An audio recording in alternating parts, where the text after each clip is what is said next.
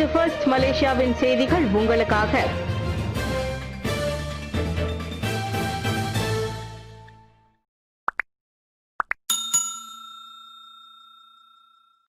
Pak Dixon.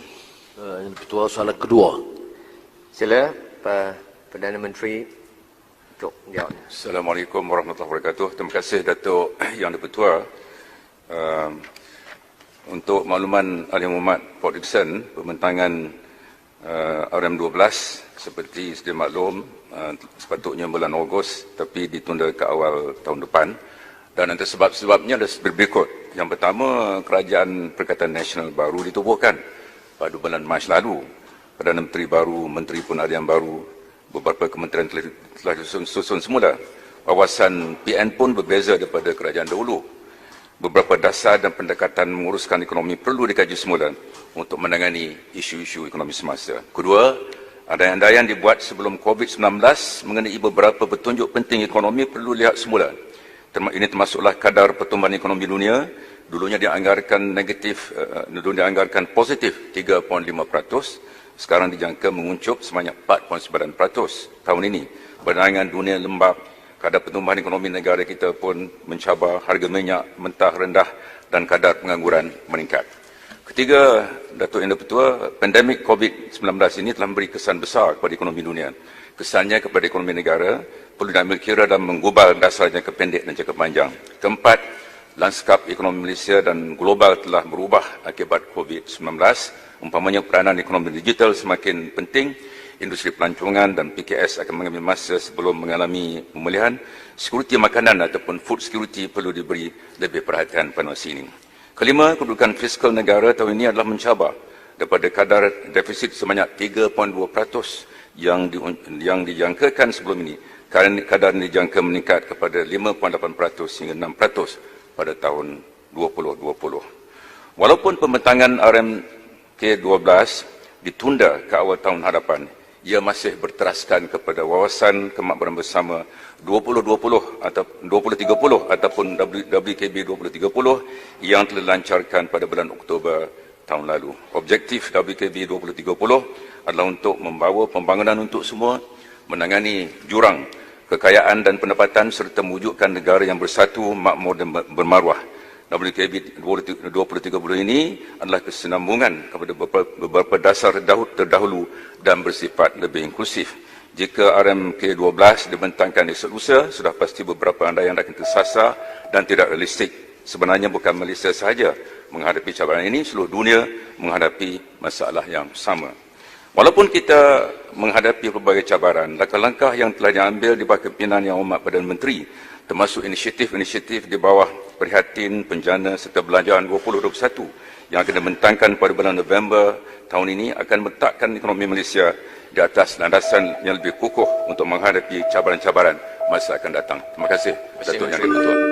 Sila Yang Berhormat Pak Dixon, soalan tambahan pertama. Terima kasih jawapan Wabi Menteri. Saya jelaskan bahawa sebagai besar menteri-menteri yang terlibat itu adalah menteri-menteri yang sama dalam kerajaan Pakatan Harapan dulu. Jadi alasan itu bagi saya terlalu sangat remeh. Keduanya, ia terkait dengan beberapa langkah yang harus dibuat sebelumnya, termasuk membahaskan pakej rancangan. Belanjawan juga ditunda. Malaysia salah satu negara di mana hal ini tidak dibahaskan. Alasan yang disebut oleh Perdana Menteri ialah tidak mahu menangguhkan pelaksanaan. Kita dah jelaskan, pelaksanaan tidak semestinya ditangguhkan, tapi perbahasan di Parlimen harus didahulukan atau diteruskan. Dan ini tidak menyebabkan kita melengahkan tindakan. Kerana seperti biasa, seperti mana kita buat belanjawan tambahan, kita boleh belanja dulu. Dan tetap jadi nyata bahawa ada keengganan bagi pihak kerajaan untuk menggunakan ruang Parlimen membahas secara teratur dan bebas sama ada pakej rancangan ataupun juga rancangan Malaysia kedua, rancangan Malaysia ke-12. Yang terkait juga ialah tentang suboptimal stimulus ini, dengan izin tidak mengambil kira beberapa perkembangan yang lebih dinamik yang dilakukan oleh negara-negara luar. Germany umpamanya dengan European Economic Stimulus fund, stabilization fund itu 500 bilion, itu memastikan bahawa pelaksanaan itu disegerakan. Kita memilih untuk menyerahkan kepada bank, dan bank umpamanya sekarang ini nampak diberi keutamaan dan dipertahankan daripada kepentingan ekonomi, kepentingan peminjam dan peniaga. Kanada umpamanya menggunakan ruang ini seperti kita sebut tentang keadaan yang mendesak sekarang ini, new normal, untuk menggetatkan peraturan-peraturan terkait dengan persekitaran dan climate change. Minta Yang Berhormat dan juga India. Yang Muhammad, saya tanya juga bahawa India memberikan tumpuan yang lebih tegas tentang sektor pertanian dan SMEs yang kita sebut tetapi tidak laksanakan sekadar-kadar segera. Sebab itulah kita sekali lagi menegaskan keperluan membahaskan supaya ahli-ahli parlimen dapat memberikan input yang sebaiknya, menunjukkan bagaimana apa yang diumumkan di sini, jumlah besar bilion-bilion, itu berbeza dengan apa yang dirasakan di peringkat bawah. Terima kasih, Pak Dixon. Baik. Sila Yang Yang Berhormat Menteri. Terima kasih Pak Dixon, panjang lebar soalan. Isu utama saya kira adalah perkataan perbahasan. Telah diterangkan oleh Yang Berhormat Perdana Menteri menjawab soalan sama oleh Pak Dixon. Oleh kerana masa menuntut kita untuk melaksanakan secepat mungkin, dan ada ruang selepas ini untuk kita bincangkan tentang pakej yang telah perkenalkan kerajaan. Jadi isu tidak timbul. Sekarang ini, hari ini kita bicarakan tentang RM12. Yang Mak Dixon dia agak keliru sikit, ya. Asasnya betul saya faham, ya. Maknanya perbahasan itu pokoknya, ya. Jadi RM12 ini akan dibentangkan awal tahun depan, dan ada ruang yang cukup besar untuk Pak Dixon bagi membahaskannya. Ini bukan perkara yang luar biasa. Lagipun kita belum lagi 2021, RM12 ini baru mula 2021. Kalau dibentangkan 6 Ogos, belum sampai masanya lagi. Jadi ini masalah perbahasan tak timbul. Saya minta Menteri baca soalan itu fiskal, rancangan Malaysia ke-12 dan juga rancangan rancangan. Dia tidak hanya kepada rancangan Malaysia. Saya faham Pak Dixon, tapi berkisar kepada ruang untuk berbahas. InsyaAllah akan ada ruang yang besar. Betul, ramai di antara pemimpin dalam kerajaan orang sama, tapi juga orang baru.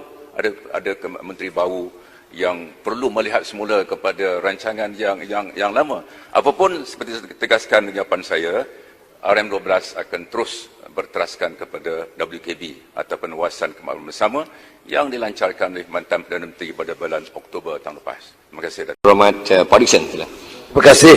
Sementara kita menyokong beberapa langkah tambahan untuk membantu Bumiputera, terutama di kalangan yang lebih miskin. Apakah wajar menurut pandangan Menteri kita mulakan dengan membuat penilaian berapa puluh bilion ringgit nilai saham Bumiputera yang dibelanjakan dan yang dianggap bocor kerana diserahkan kepada beberapa Bumiputera yang tidak bertanggungjawab. Kita mahu angka-angka itu dibentangkan sebelum dilantik jatuhkuasa baru.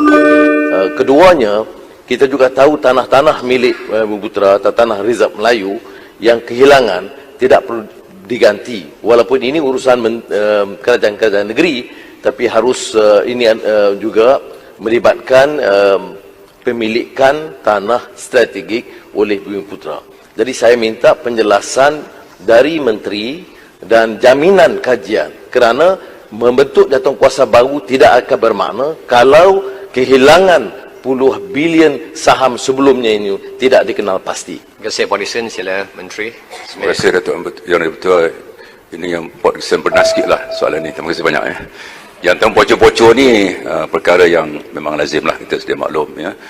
Bocor kontrak saham yang disebut oleh Pak Dixon, tanah tadi yang Pak Dixon mengusulkan supaya dibuat kajian, ya.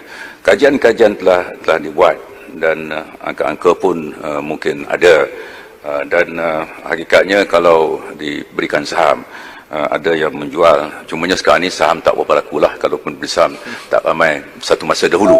Semasa Pak Dixon Menteri Kewangan, saya timbalan Pak Dixon dahulu, ya. Masa itu memanglah banyak saham-saham dikeluarkan dan laris dan dijual dalam mungkin 3-4 hari. Jadi terima kasih atas cadangan. Yang kedua berkaitan tanah, ini juga sudah menjadi bahan kajian oleh tokoh-tokoh akademik. 2-3 orang yang memang pakar dalam hal ini. Isunya penggantian, ya. Penggantian ini satu perkara yang diusulkan oleh ramai Bumi Putra dan kita mandang serius soalan tersebut.